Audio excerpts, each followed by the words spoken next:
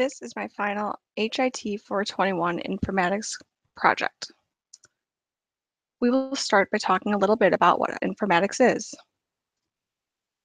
The Healthcare Information and Management Systems Society defines healthcare informatics as the interdisciplinary study of the design, development, adoption, and application of IT-based innovations in healthcare services, delivery, management, and planning.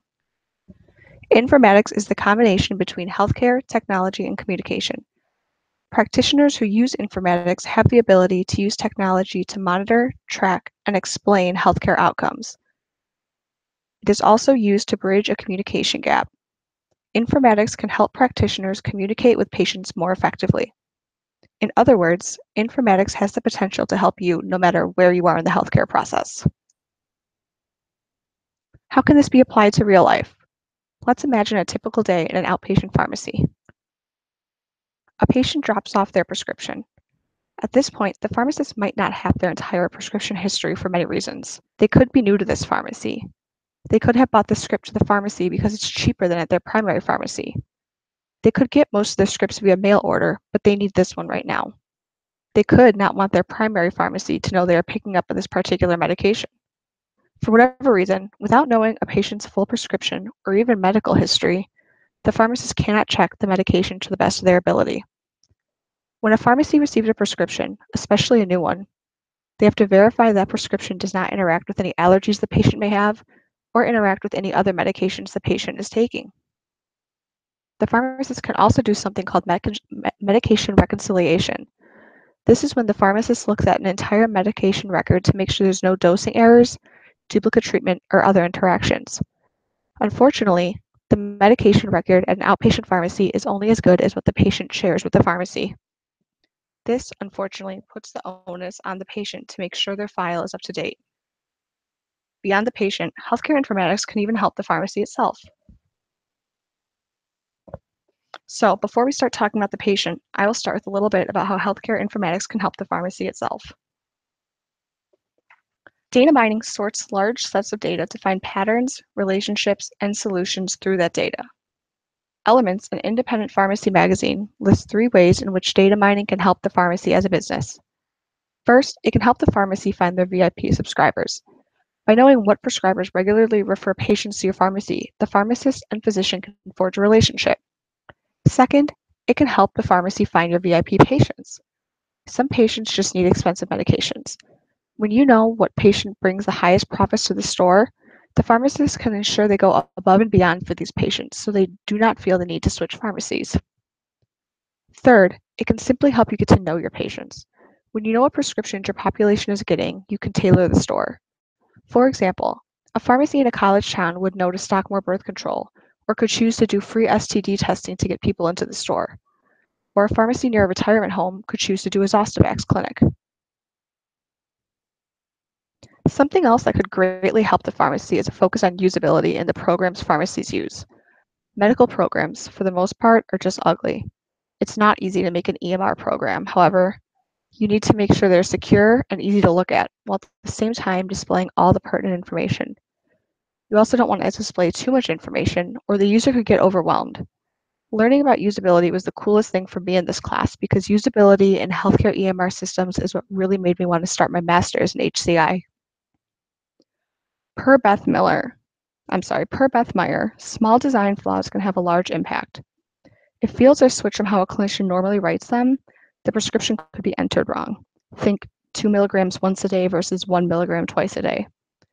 If this switch isn't caught, a pharmacist in a hurry might not think anything of the dosage switch once the prescription reaches the pharmacy. On one hand, yes, a doctor and a pharmacist should double check all their work. On the other hand, software for healthcare practitioners should be made not for what ought to happen, but what actually does happen. A good user experience can certainly make the patient experience better. Now, how can this technology help patients? Telemedicine is one way we can help increase good medical outcomes.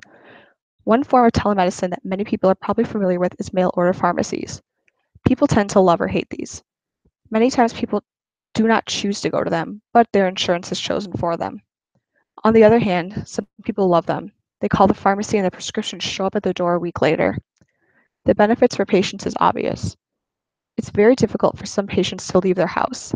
If a patient has mobility issues, they may forego picking up their prescriptions or may take less at a time so they don't have to pick them up as often, making themselves non-compliant. Mail order pharmacies deliver the medications right to the patient's door, sometimes even autofilling so the patient doesn't need to remember to call every month. Telemedicine also helps foster communication between the pharmacist and the patient. Customers can initiate virtual consultations with their pharmacist. This would allow the patient to see their pharmacist via webcam without leaving their house. If it's easier to communicate with the pharmacist, the patient may be more inclined to ask questions and take an active role in their medication management. Telemedicine also helps pharmacies internally. This was something prior to this class I had not even thought of. Pharmacists, especially pharmacists working in specialty pharmacies, often must compound difficult, very expensive medications. If a pharmacist needs help or has a question about one of these medications, they can simply communicate with another pharmacist remotely, instead of making the patient wait for their medication or sending them somewhere else. So what does the future hold for pharmacy informatics? The most interesting things I encountered this quarter were not even things we learned directly in class, not to say there was a shortage of cool information. However, learning about how pharmacy informatics is evolving today was incredibly interesting. E-prescribing is something that, for the most part, is already used today. I'm sure many of us have been to a doctor who prescribes us something without giving us a physical prescription. When we get to the pharmacist has already received and filled the prescription. However, for every pharmacy that has fully implemented the electronic prescription, there's another pharmacy who deals in almost 100% faxes. There are many advantages to using ERXs. They improve legibility. The big joke in healthcare is not being able to read a doctor's handwriting. This removes that pain point by having the prescription typed out. If there was one large database containing a patient's entire prescription history, this could help.